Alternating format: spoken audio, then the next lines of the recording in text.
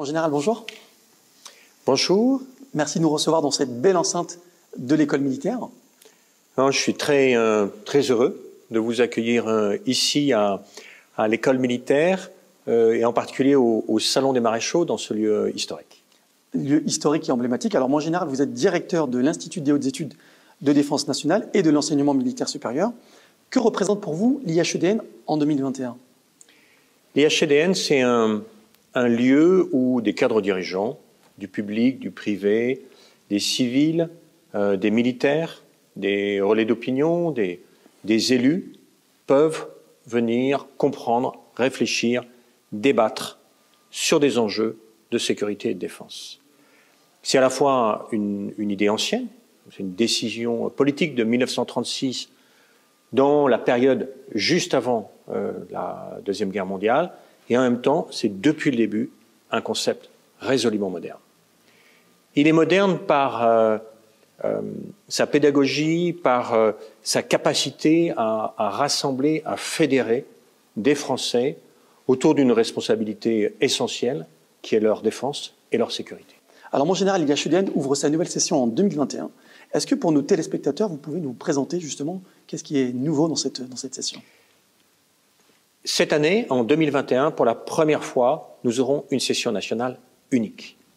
Elle sera articulée entre un socle commun d'un côté, qui va être donc partagé par tous les auditeurs, et puis de l'autre, des majeurs. Ce seront la possibilité pour chacun d'entre eux d'approfondir un enjeu de sécurité et de défense qui leur paraît important ou sur lequel ils ont envie de réfléchir. Et donc, nous avons 5 majeurs. La plus ancienne, et peut-être celle aussi qui est connue parce qu'elle est à l'origine de l'Institut, c'est la majeure politique de défense, où là, les auditeurs vont pouvoir réfléchir sur des enjeux très globaux.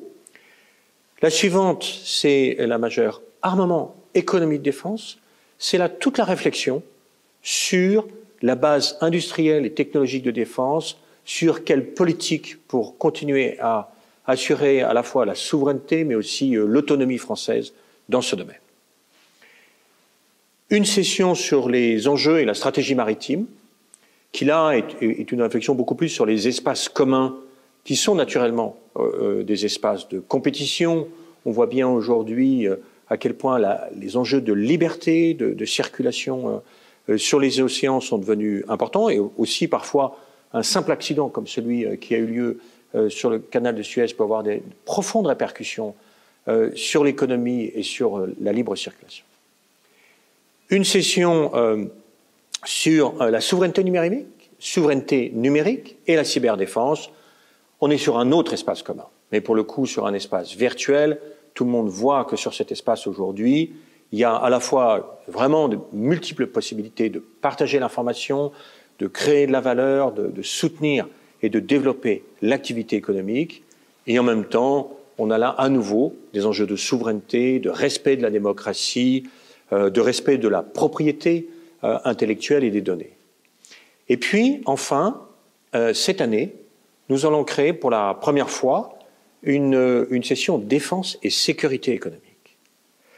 Cette session, elle a vocation à vraiment approfondir ce qui maintenant est un élément du rapport de force entre les États.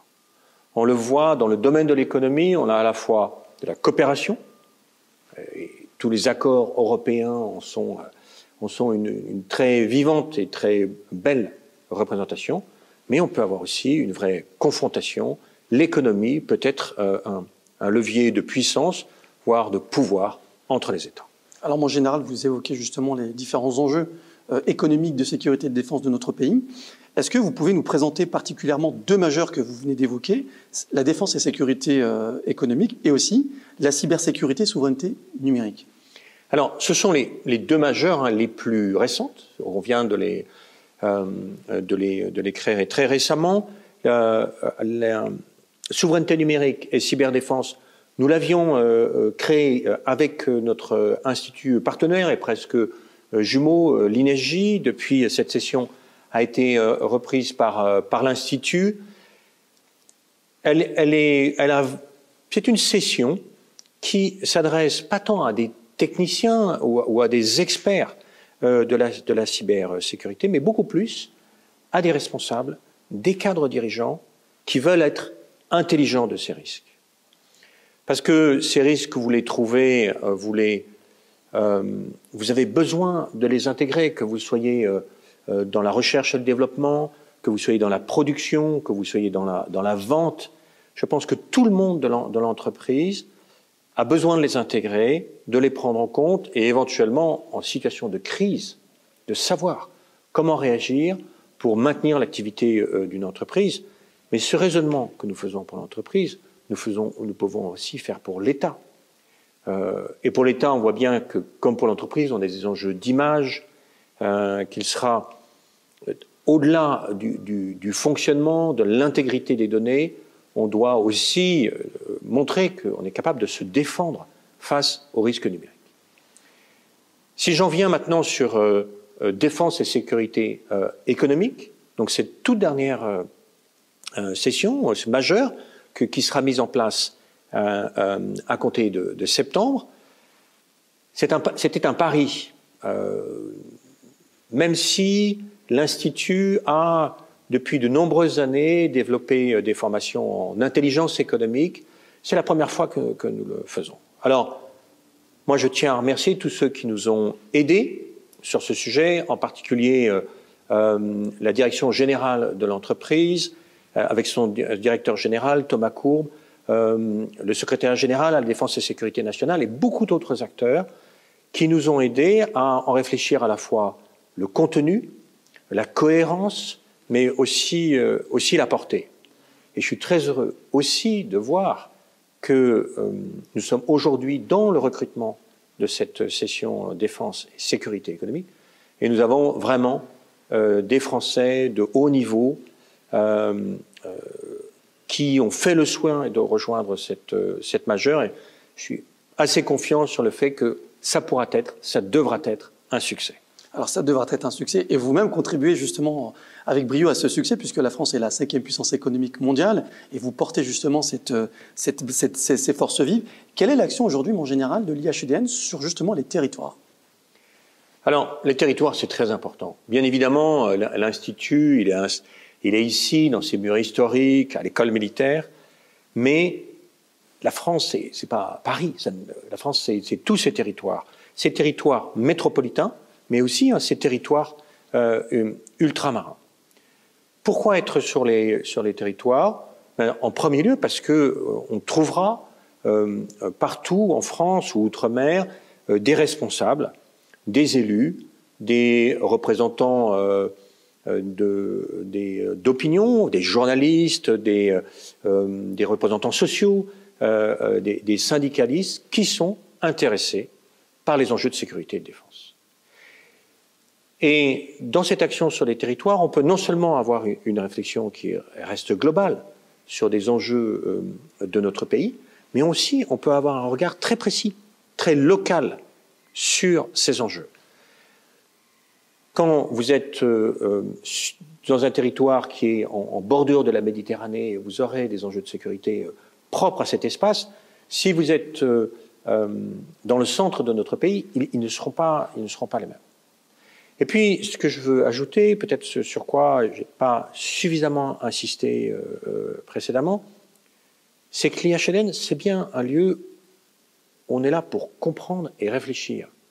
Mais c'est aussi un lieu d'échange, de rencontre. Et moi, je suis très frappé de voir que tous les auditeurs qui viennent, ils repartent d'abord, et je l'espère et je le souhaite à chaque fois, avec de très bons souvenirs, mais ils repartent aussi avec des liens. Et ces liens, c'est une toile que nous tissons avec le temps et qui progressivement donne de la résilience, je crois, de la solidité à notre pays. Parce qu'un auditeur, plus tard, un jour, eh bien, il pourra avoir l'occasion d'appeler un autre. Ils se sont connus, ils ont ce lien de confiance et ils pourront peut-être dénouer, aider l'État, aider la nation pour assurer la sécurité et la défense de nos concitoyens. Alors, mon général, vous évoquez les auditeurs, j'en fais partie et je vous remercie de m'avoir reçu. Et d'ailleurs, un petit clin d'œil aux autres auditeurs de la session cybersécurité qui nous écoutent. Mon général, vous évoquiez les différents rapports de la France avec l'Europe et au niveau international. Pouvez-vous évoquer la dimension internationale de l'IHEDN? Alors, l'IHEDN a finalement peut-être 3 rôles dans le domaine international. Le premier et le plus important, c'est son rôle européen. En fait, nous avons pour mission de contribuer à une autonomie stratégique européenne. Et comment nous faisons cela? Nous le faisons par une contribution à la culture stratégique européenne.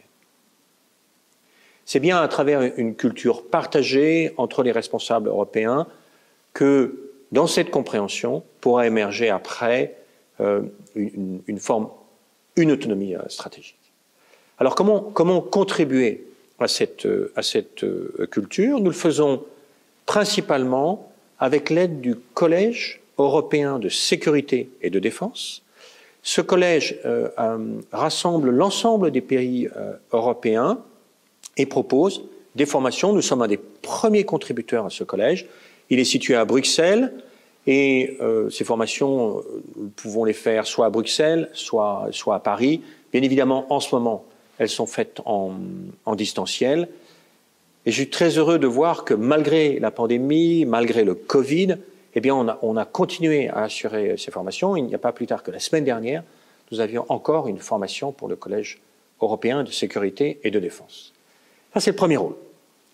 Deuxième rôle, qui est un rôle beaucoup plus ouvert, beaucoup plus global, et là, que ce soit au profit du ministère de l'Europe et des Affaires étrangères ou au profit du ministère des Armées, eh bien, nous permettons à des représentants étrangers, depuis l'Asie, en passant par l'Amérique latine,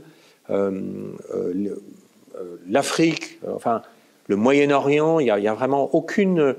Nous adressons à des représentants de l'ensemble des pays du monde et ils peuvent venir pendant une semaine à Paris, à la fois à nouveau se rencontrer, mais aussi comprendre quelles sont les positions françaises, quelle est la politique française, quel est notre projet à la fois en tant que nation, mais aussi en tant que membre de l'Union européenne.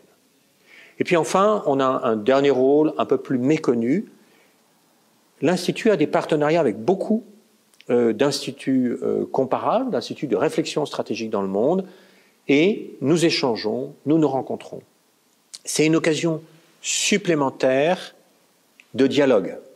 Parce que quand 2 instituts de réflexion stratégique se rencontrent, eh bien, ils peuvent à nouveau mesurer à la fois ce qui les rapproche ou parfois ce qui les sépare.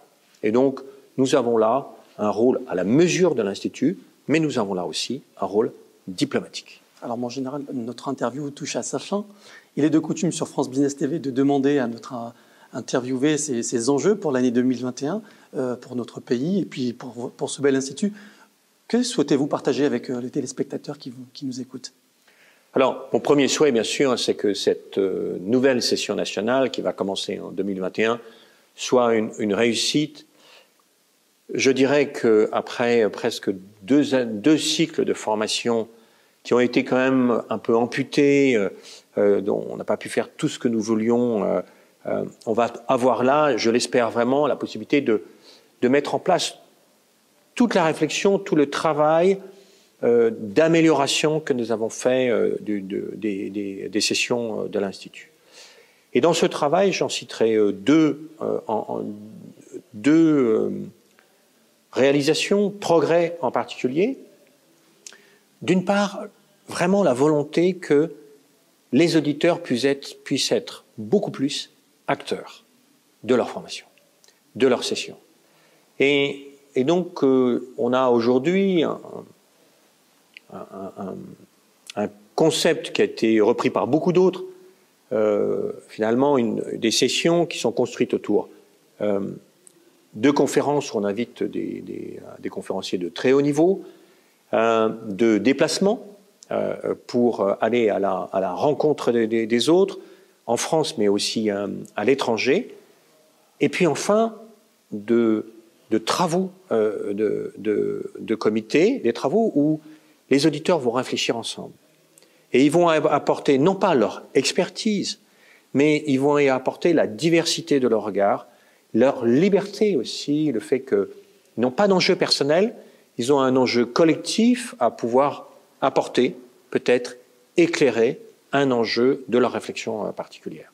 Et si donc j'avais un souhait pour 2021, c'est que cette capacité à réfléchir, en s'appuyant sur à la fois les conférences, leurs déplacements, les rencontres qu'ils pourront susciter, que cette capacité à réfléchir, eh bien, elle puisse s'exprimer et que nous puissions, très modestement, mais à notre niveau, bien, apporter un éclairage sur les décisions qui sont prises dans notre pays.